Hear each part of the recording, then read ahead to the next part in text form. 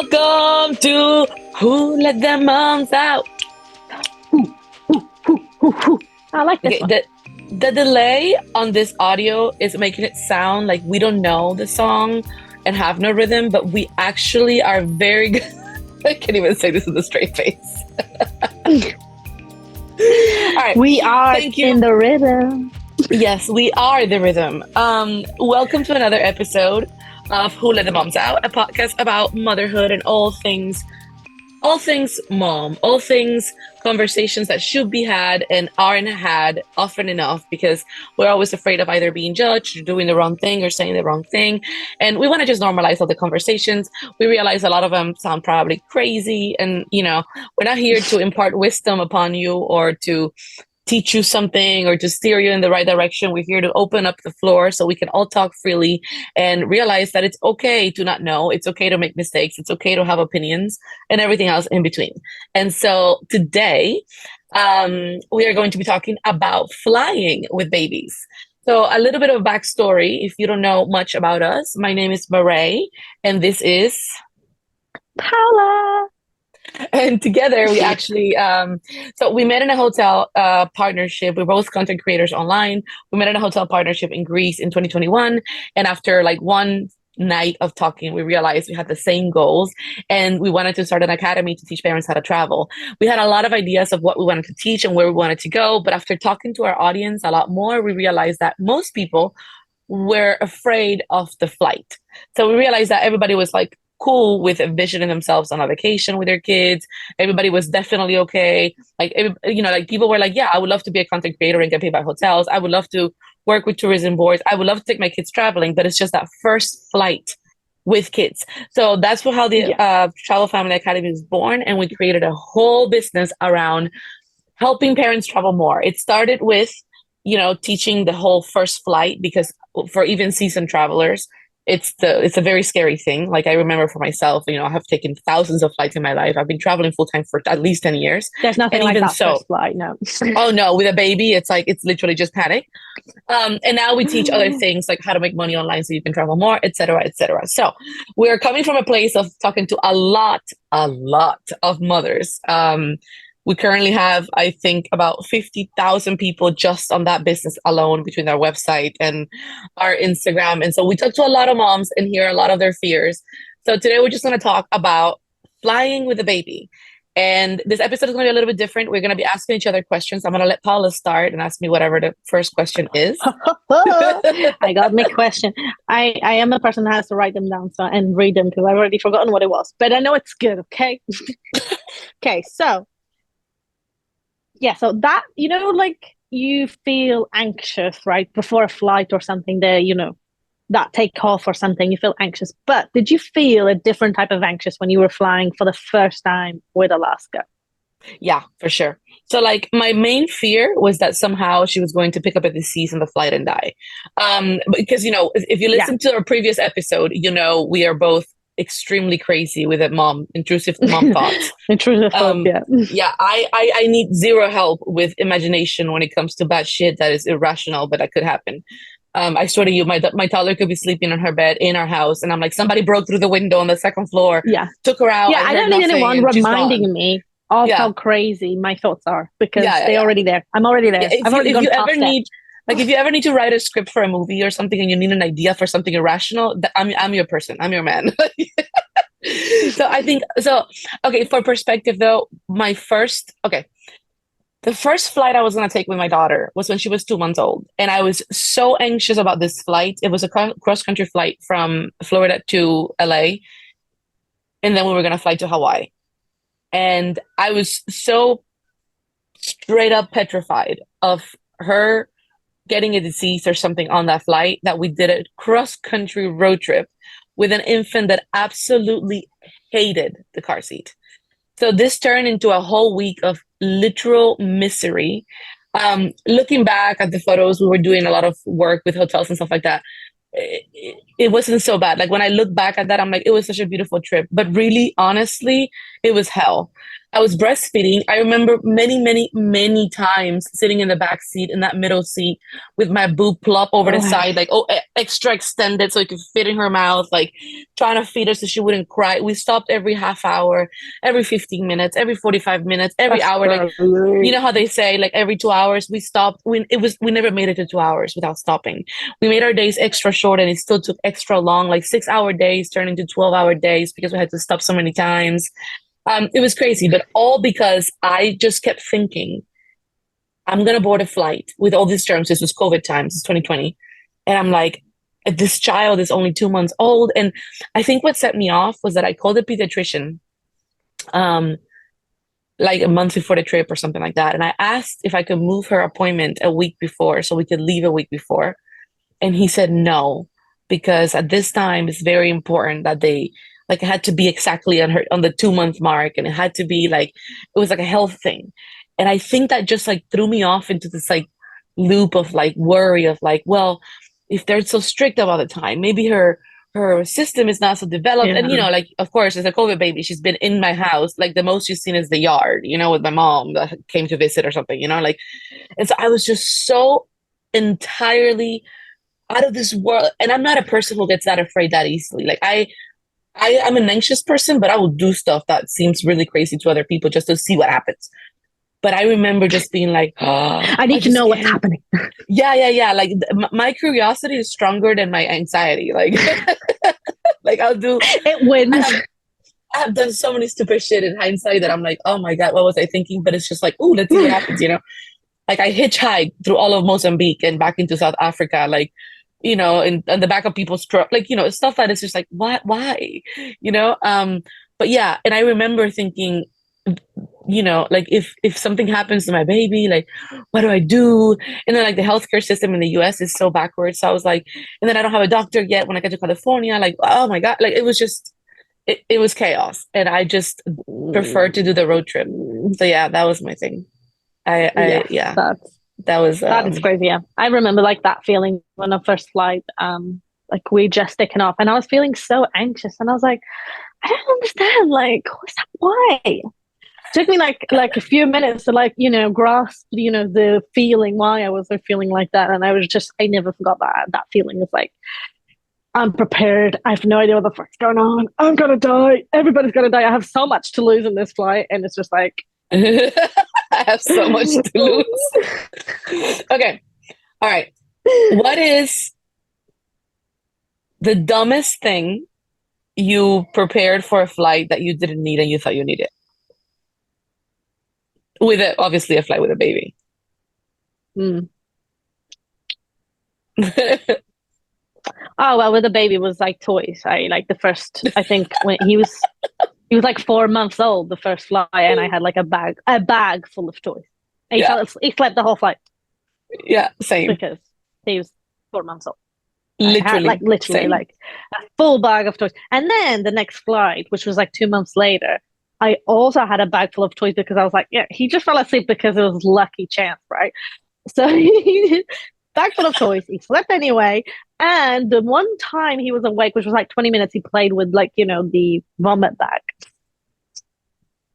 Yeah. So I had the same thing. My her first flight, I think she was 3 months or something, 3.5, 4, something like that. Similar age range. And we were flying from California to Colorado. So it's not a very long flight. It's like a 2.5, 3 hour flight or something like that. And it was winter though.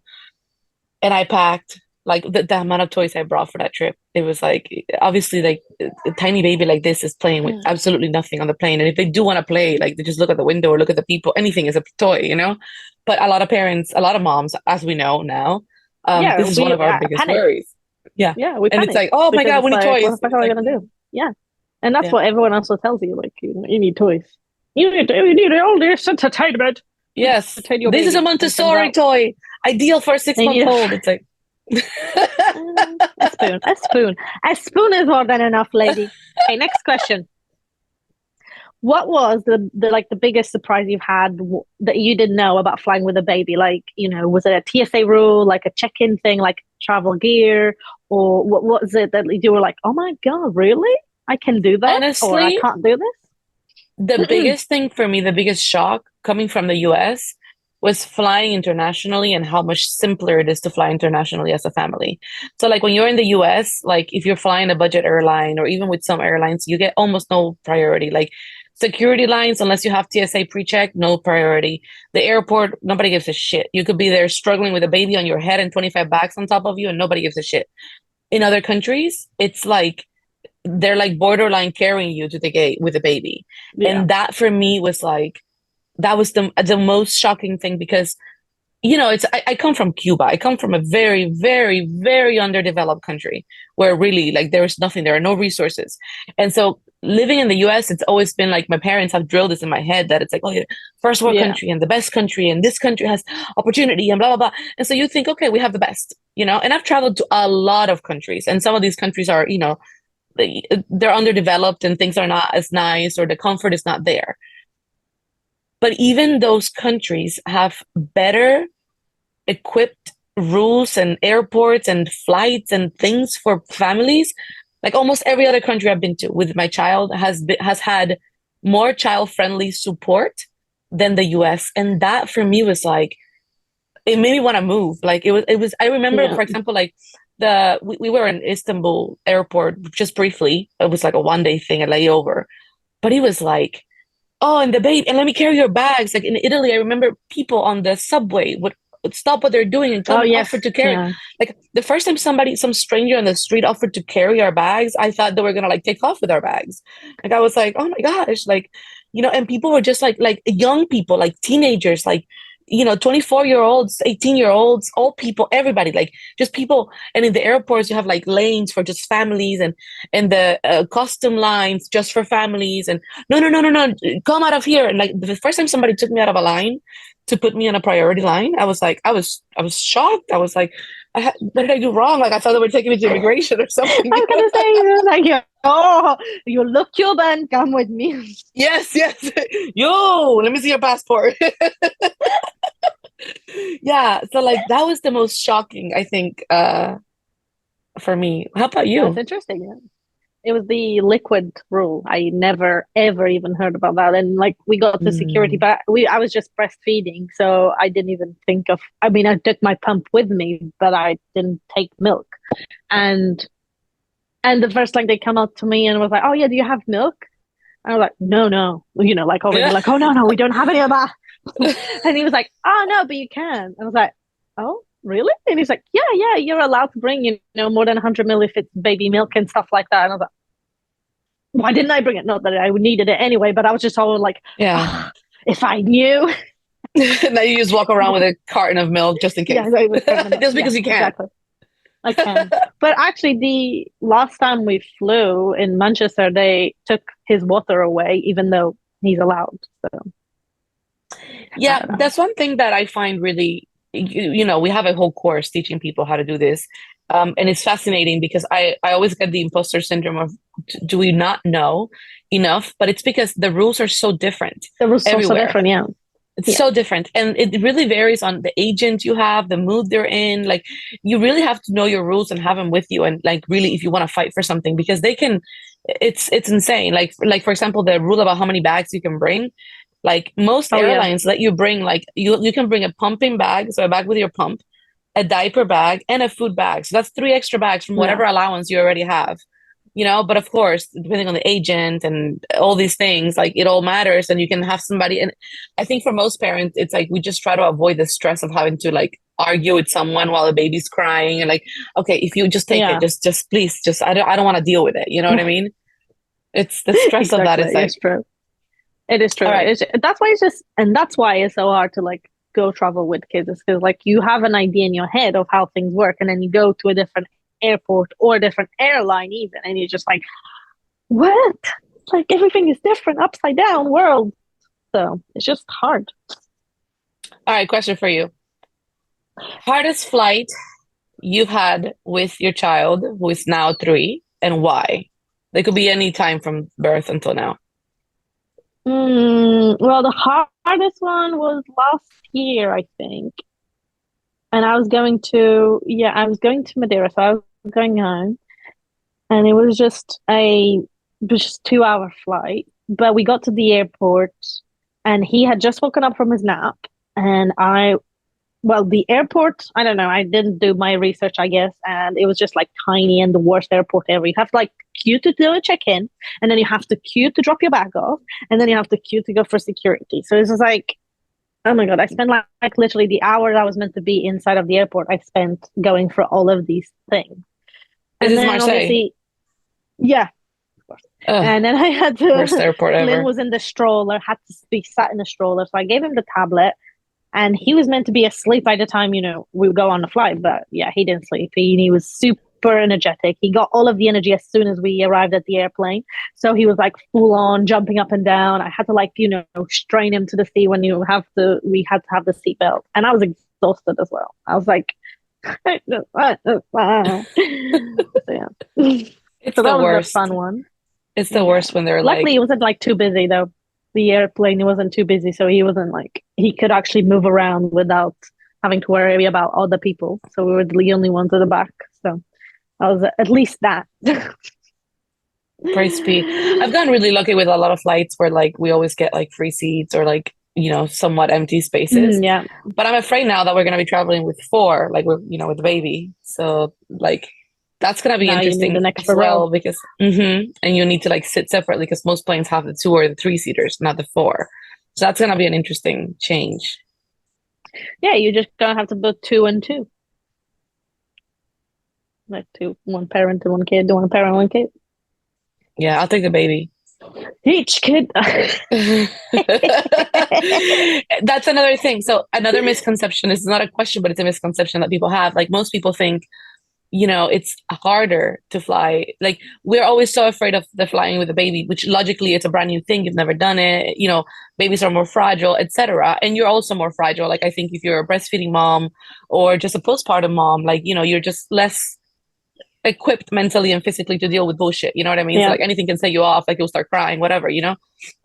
But I think in general, it's easier to handle a baby on a flight in an airport than a toddler because the baby will sleep through most of it. And even if they Yeah. cry, it's like a small baby cry. But like having a toddler throw a tantrum, like a non-negotiable tantrum, that is no joke. Yeah. And you can just put the boob Yeah. in their mouth and hope Yeah. like it's different. Yeah, exactly. There's a lot more, like snacks to plan and actual toys that they need to play. Children. That's another thing.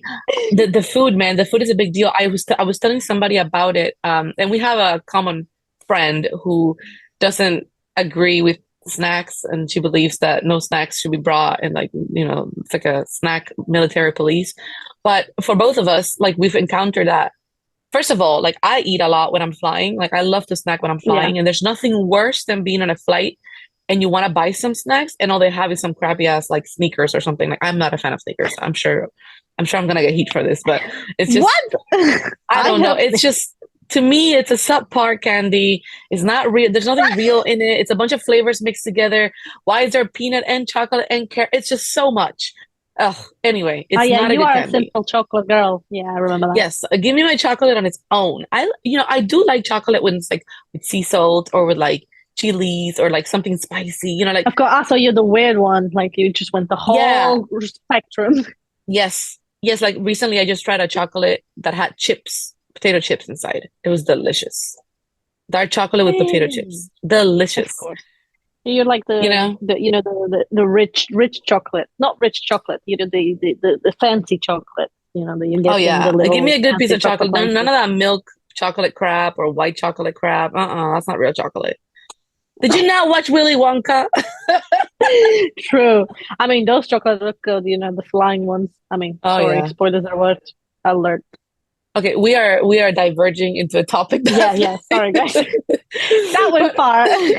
what we wanted to say is that actually having snacks, we find having the right snacks very useful. And we always teach our students like prep the right snacks. The last thing you want is for your toddler to not want to eat whatever crappy food they have at the airport or airplane. And then you have a hungry, Yeah, oh my God, a hungry and cranky child. That's just like, but when you're yeah. breastfeeding, it's just Or a boob. And I find that so yeah, exactly. nice. So easy. Or milk. Just like you just have that there. That's it. You don't Okay, have to I'm think I'm about I'm really variety and spoiled. I have never in my life carried milk or formula. I've never had to do that, and I knock on wood every single day that it's the same for my next child, because breastfeeding can be really challenging, especially when they refuse to sleep without eating every 30 minutes. Yes. But having to carry It's all these just so much. bottles Yeah. to clean and sort, and that is just the worst for me No, anyway. we did both. Yeah. But you're As in, also a like, lot more I took. organized than I am with snacks and stuff. Like Paula's the kind of Oh mom yeah. that like packs everything in like its containers and she knows where it is. I just like shove everything in a bag and hope for the best, you know. I'm the kind of person that arrives with melted chocolate because like she forgot that I just found the bag of M&Ms that I had from the last time we went to the movies, and I had it in my bag, and I had left my bag in the car. I live in Hawaii, so you can imagine the state at which I found these M&Ms when I found them again. It's yeah. I Ordeal. Yeah, that's not where I win. I have other attributes. This is not it. Yeah. Anyway, so we would love to hear what your biggest fears about flying with a baby are. So Yes, please. come to Who Let the Moms Out That Pot on Instagram and let us know. Come chat with us, send us a DM, write it in a comment, and let us know. I think you could probably hear my daughter singing Frozen in the kitchen. Yeah, we can. Yeah. So, so we're gonna cut this short. We're gonna go ahead and end this episode right here. But yes, there you have it. So let us know. Come check us out at Who Let the Moms Out That Pod, and stay tuned for next week's episode. Thank you for listening. Bye.